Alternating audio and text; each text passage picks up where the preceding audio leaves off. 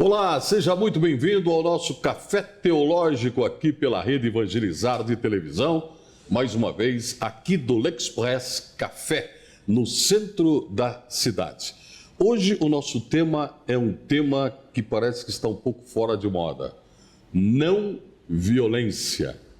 Se a gente tomar por base a violência que campeia na face do planeta, o que esse pessoal quer conversar sobre não violência? Para ajudar a gente a conversar sobre esse assunto, está comigo o professor Sérgio Barbosa Rodrigues, professor do curso de Teologia da Pontifícia Universidade Católica do Paraná. Professor, muito obrigado por ter vindo ao nosso Café Teológico, seja bem-vindo. Muito obrigado, Sérgio. Naturalmente, eu agradeço a oportunidade de falar aos telespectadores e falar sobre um tema que a gente comentava agora há pouco, parece banal. Mas para nós cristãos, para nós católicos, precisa ser refletido urgentemente. Perfeito. Antigamente diziam assim para mim, eu não gosto de ligar o rádio cedo porque é uma sangueira, é só crime, é só desgraça, tudo mais, né? Outro dia eu me peguei assistindo os jornais das principais redes de televisão do país e daí digo, a sangueira veio para a televisão agora? Os primeiros 15 minutos de qualquer telejornal é só notícias sobre violência, só notícias de aviltamento à dignidade humana, professor. Perfeito. E isso acontece por um motivo simples e cruel. Isso vende. Isso vende. Então, aqui na nossa cidade, a gente fazia uma brincadeira com a Tribuna. Que era o jornal que, quando torcia, saía sangue. Saía sangue. Não é? E aí isso passa para os programas de televisão que ocorrem em horários nobres e que repercutem assassinatos por horas, por dias, mas não repercutem a sua solução. Não repercutem a dor que os parentes, amigos próximos por isso passam. Não é? Isso sobra para a igreja, para os consultórios dos psicólogos, para os amigos. A solidão daquele que fica raramente é abordada. A dor da gente não sai no jornal. Exatamente. Já dizia um samba, né? Agora, interessante o seguinte, né? Porque nós todos, enquanto telespectadores, vamos assumir esse pecado social, professor. A gente assiste lá que uma cabeça foi encontrada na Praça da Sé, que uma criança foi encontrada dentro de uma valeta, que o cara foi trucidado, um subiu em cima da calçada, matou não sei quantos, o marido em casa matou os filhos e a mulher, e fazemos tudo isso comendo, como se fosse a coisa mais... A banalização é assustadora ou não? É extremamente assustadora.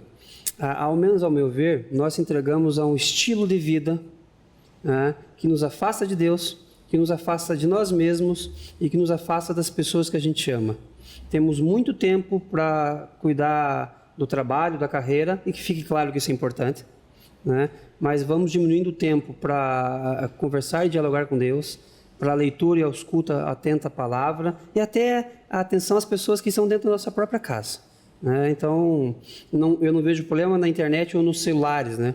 Mas ao tempo que nós damos a isso. Então, as coisas começam a se tornar comuns, simples e normais. Quando algo desse tipo jamais poderia ser normal.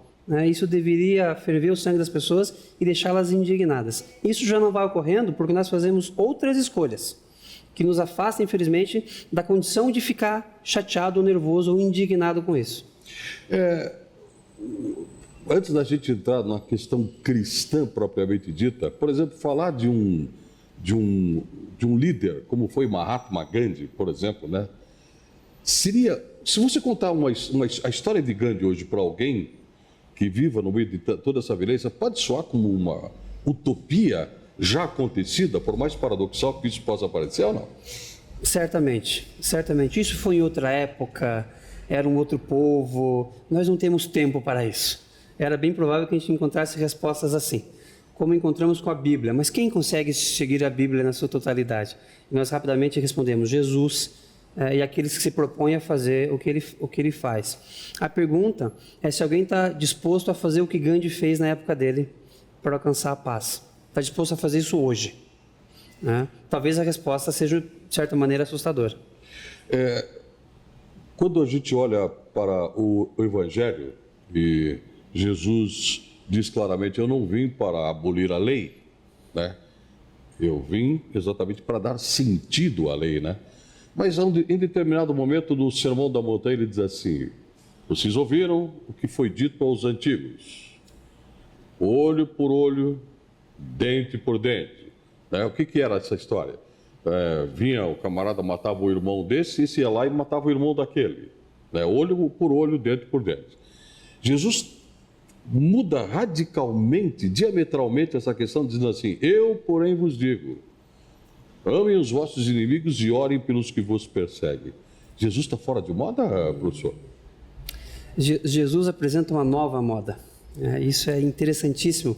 Quando a gente remete à lei do talião, é interessante porque a lei do talião tinha uma justificativa interessante. Quer dizer, você dá o troco na mesma medida que recebeu. E a ideia da lei do talião era impedir uma selvageria.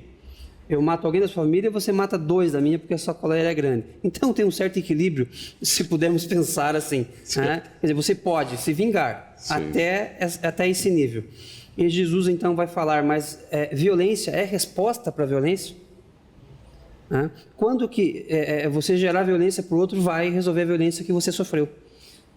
Então ele vem naturalmente mudar o foco, mudar a visão. Com violência nós não conseguiremos resolver nada. Apenas vamos aumentar a violência, aumentar a discriminação, o ódio que nos sente pelo outro. E Jesus então vai trazer a ideia do perdão.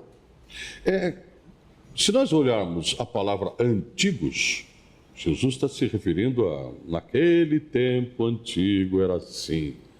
Virem essa página, isso já não funciona mais, não é para ser assim. Ele estaria chamando a modernidade desenvolvida na cibernética, na tecnologia, na ciência do mundo moderno.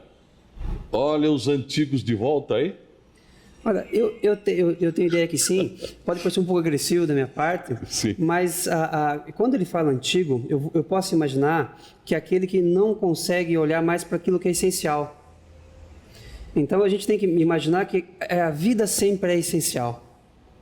A vida sempre é essencial. Quando a gente banaliza a vida, diminui a vida e coloca, por exemplo, no caso dos fariseus, dos escribas, a lei como central, e a lei é maior que a vida, a gente é antigo, a gente é atrasado.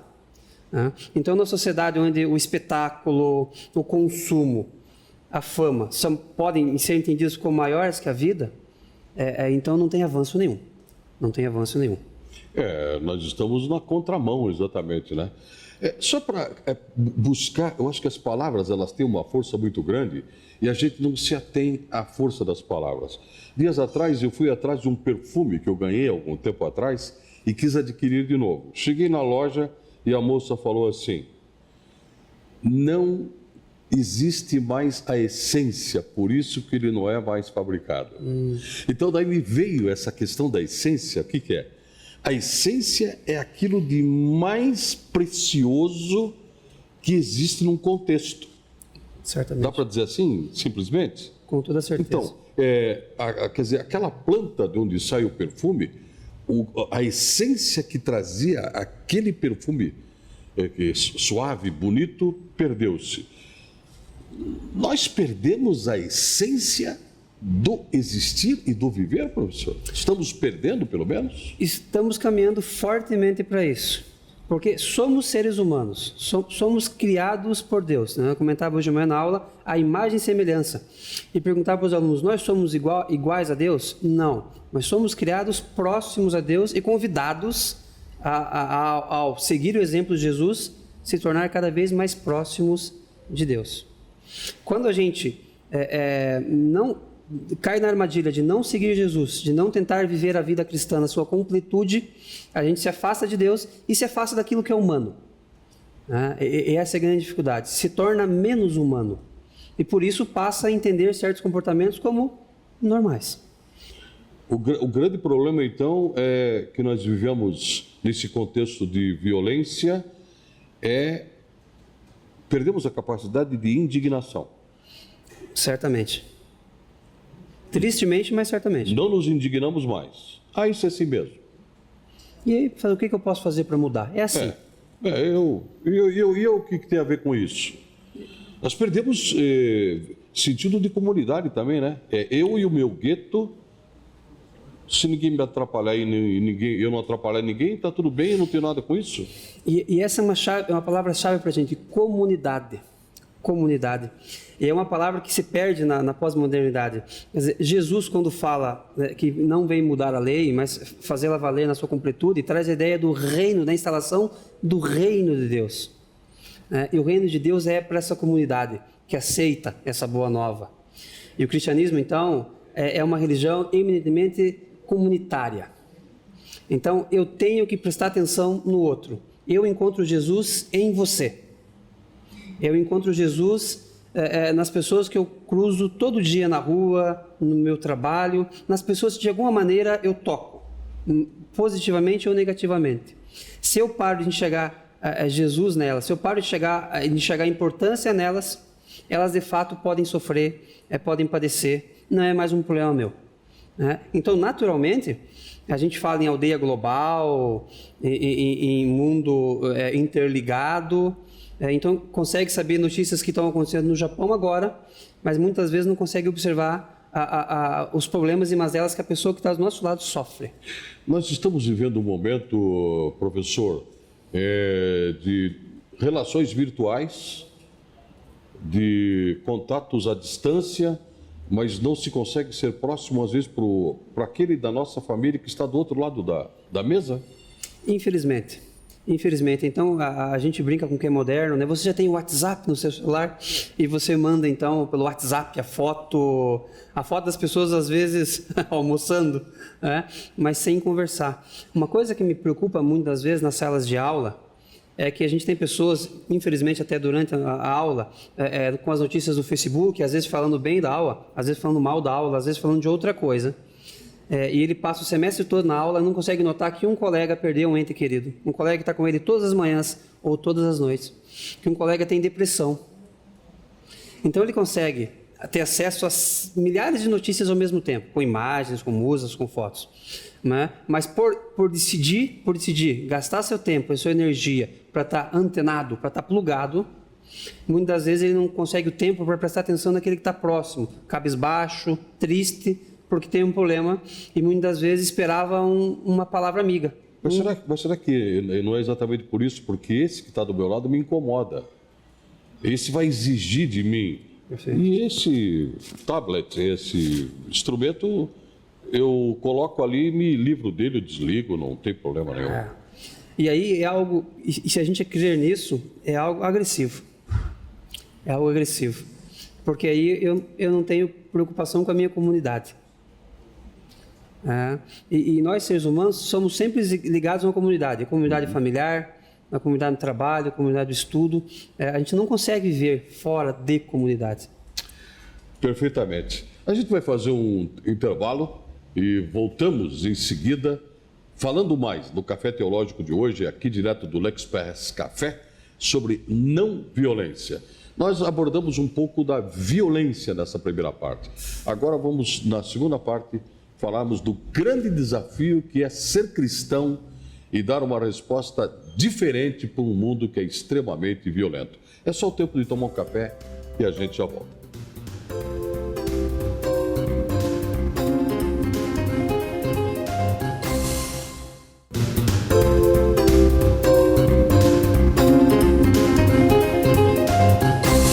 Olá, estamos de volta com o Café Teológico de hoje. O nosso tema é não violência.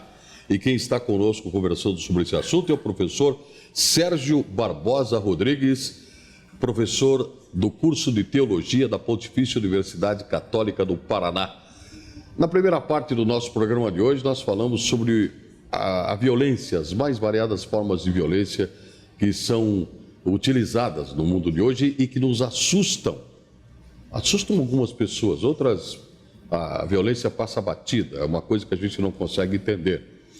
E agora eu gostaria de falar um pouco de como exercitar essa não violência, professor, mas começando ainda dentro do tema anterior, o desprezo é uma das piores formas de violência. Às vezes a gente olha para a violência como agressão física, sangue, agressão que aparece... onde aparece um olho machucado, uma pessoa assassinada, mas o desprezo é uma forma de violência muito grande, né? Sim, talvez muito pior do que a violência física, porque muitas violências físicas são sanadas, são curadas, e esse tipo de violência muitas vezes acompanha o ser humano ao longo da vida. A gente vive num país que é empobrecido. Eu sempre gosto de dizer que o Brasil nunca foi um país pobre, mas sim um país empobrecido, onde uma gama grande do povo nunca é assistido. Precisa dessa assistência. Nós temos um sistema de governo e de país que é criado para assistir aquele que tem necessidade, e por vários motivos essa assistência não chega. Ele é invisível. Assim como invisível é esse povo que não é atendido também. Exatamente. Ele será visível agora, porque ele é dono de um voto. Sim. Dono de um voto. Mas essa invisibilidade, né, é notada no momento da dificuldade que ele tem, na utilização da saúde, na utilização de uma série de outros serviços que deveria existir e não existe. Das páginas do Evangelho, professor Sérgio, tem um momento memorável. Jesus é preso no Getsemane e, de repente, Pedro, que era sanguíneo, né? Pedro dava uma no cravo, outra na ferradura, era no estilo dele. Pedro arranca da espada e conta, São João narra isso, decepa a orelha de um dos homens da guarda romana que estava ali. E Jesus usa a seguinte frase: Pedro, embainha tua espada. Essa frase tem um efeito muito, muito forte do Senhor Jesus. Certamente. E de certa maneira, é a oportunidade prática que Jesus tem para mostrar, né? Vocês não entenderam ainda a minha mensagem na completude, né? A gente não quer mais ver no olho por olho, dente por dente. A gente precisa instalar uma nova metodologia, um novo olhar, uma nova maneira de viver em comunidade. Então a gente tem que agora pensar em não mais no ódio, nesse ódio que me faz puxar a espada bruscamente, né, de maneira visceral, e decepar o que estiver na minha frente, a vingança pura e simples, mas sim pensar no perdão. E aí é uma mudança significativa para os costumes daquele povo, para os costumes da época, né? E essa é mais uma das várias novidades que Jesus vai introduzir na sua vida pública, na sua pregação, na sua maneira de interpretar a Torá.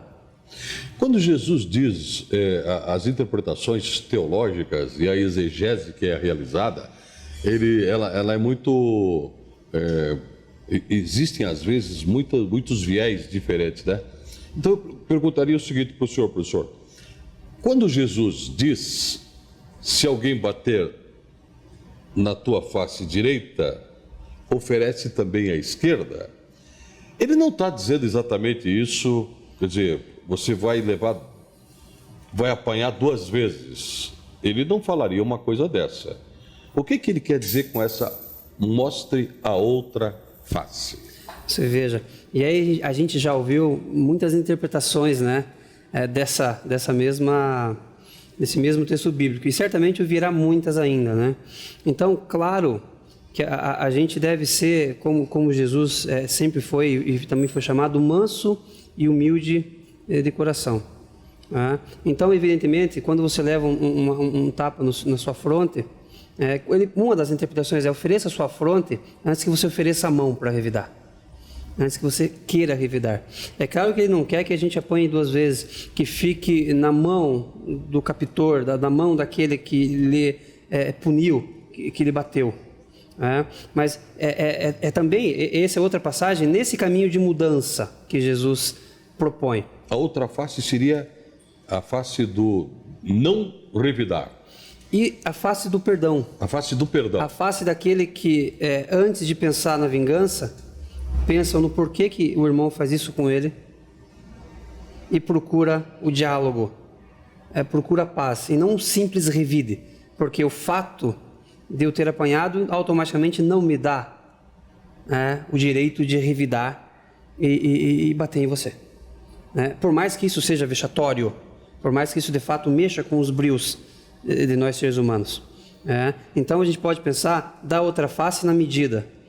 Reflita sobre o seu comportamento, pense se a melhor estratégia de fato é simplesmente revidar. E não simplesmente apanhem 2 vezes, porque de fato não faz sentido. Então Jesus está perguntando ou está propondo para a pessoa.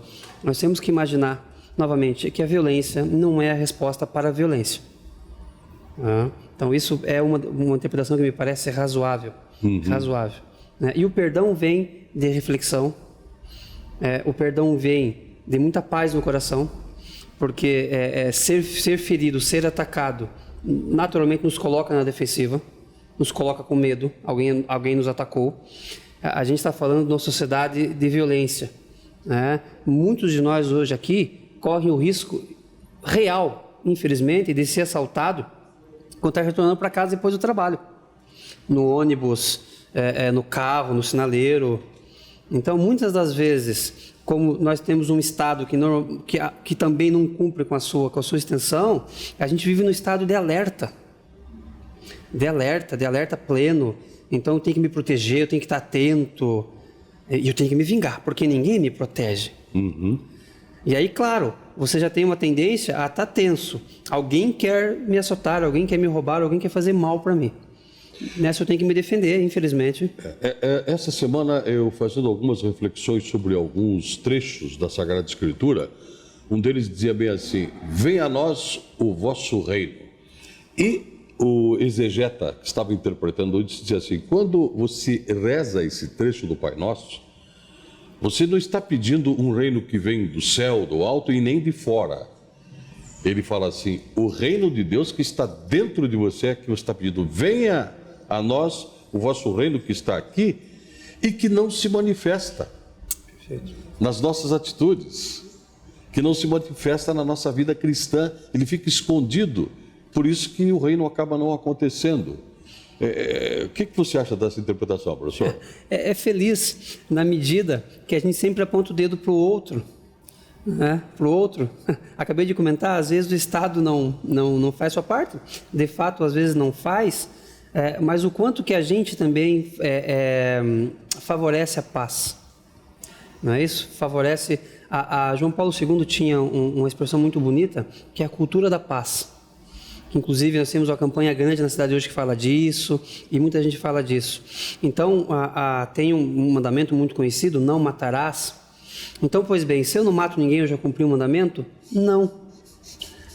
A gente tem que construir uma sociedade que não mata. Para o reino se instalar, nós temos que ser agentes da criação de uma sociedade que não mata. E a nossa sociedade mata de maneiras diversas e de maneiras perversas. E ela mata pelo esquecimento, ela mata pela fome, ela mata por uma série de questões. Quando você não dá casa, quando você não dá comida, quando você não dá emprego, quando você não dá saúde, quando você não dá escola e fica preocupado com os estádios de futebol, exatamente, você está matando dessa forma também. Exatamente.